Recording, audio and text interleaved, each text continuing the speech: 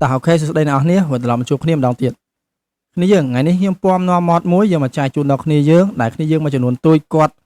អត់ដែលដឹងហើយក៏គ្នាយើងមួយចំនួនទួចគាត់អត់ដែលប្រើម៉តនឹងផងដែរ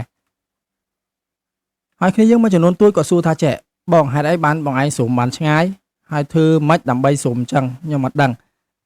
អញ្ចឹងថ្ងៃនេះខ្ញុំពំនាំម៉តមួយយកមកចែកជូនដល់គ្នាយើងទាំងអស់គ្នាអញ្ចឹងម៉តនឹងផងដែរគឺឈ្មោះថា V Zoom ហើយម៉ត V Zoom នេះផងដែរគឺស៊ុំបានឆ្ងាយមែនតើយើងចង់មើលទៅកន្លែងឆ្ងាយគឺយើងគ្រាន់តែស៊ុំទៅយើង scroll វាទៅស៊ុំកាន់តែបានឆ្ងាយឥឡូវឧទាហរណ៍ថាចេះនោះឧទាហរណ៍ថាខ្ញុំចង់មើលប្រមាណអ្នកនោះគេកំពុងតែឈរនៅក្នុងផ្ទះយើងមើលឃើញគេត្រូវហ៎មើលឃើញគេដែរប៉ុន្តែដឹងតែគេឈ្មោះអីទេអញ្ចឹងយើងចង់ស៊ុំមើលគេថាគេឈ្មោះអីហើយកំពុងតែធ្វើអីនេះឥឡូវឃើញខ្ញុំស៊ុំបានទេគ្នាយើងស៊ុំបានមកកម្រិតមួយយើងអាចមើលឃើញឈ្មោះគេប៉ុន្តែនៅតែមិនទាន់ច្បាស់អញ្ចឹងខ្ញុំអាចស៊ុំកាន់តែឆ្ងាយបានទៀតគ្នាយើងកាន់តែច្បាស់គ្នាយើងអញ្ចឹងគឺម៉តនេះគឺល្អមែនតើយើងអាចស៊ុំកាន់តែច្បាស់កាន់តែគៀកគេនេះឃើញដល់ឋានប្រអិនណាតោះអញ្ចឹងខ្ញុំប្រាប់ពីរបៀបធ្វើម៉េចដើម្បីចូលទៅសេរី control នៅក្នុង mod V Zoom ហ្នឹងនៅក្នុង Minecraft គ្នាយើងគ្រាន់តែចូលកន្លែង setting តមកទៀតចុចទៅលើពាក្យថា option គ្នាយើងនឹងឃើញកន្លែងពាក្យថា control ហើយគ្នាយើងសេរីកន្លែងនេះ keybar នេះ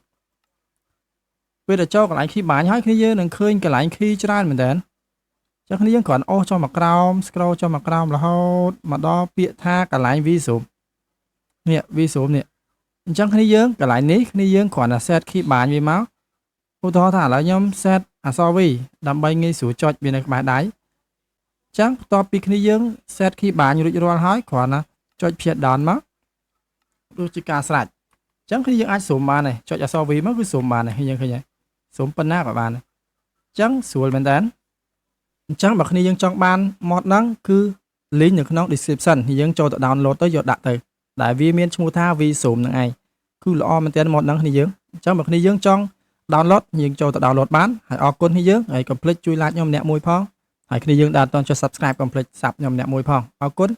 បាយបាយអ្នកនរគ្នាជួបគ្នានៅវីដេអូក្រោយបាយបាយ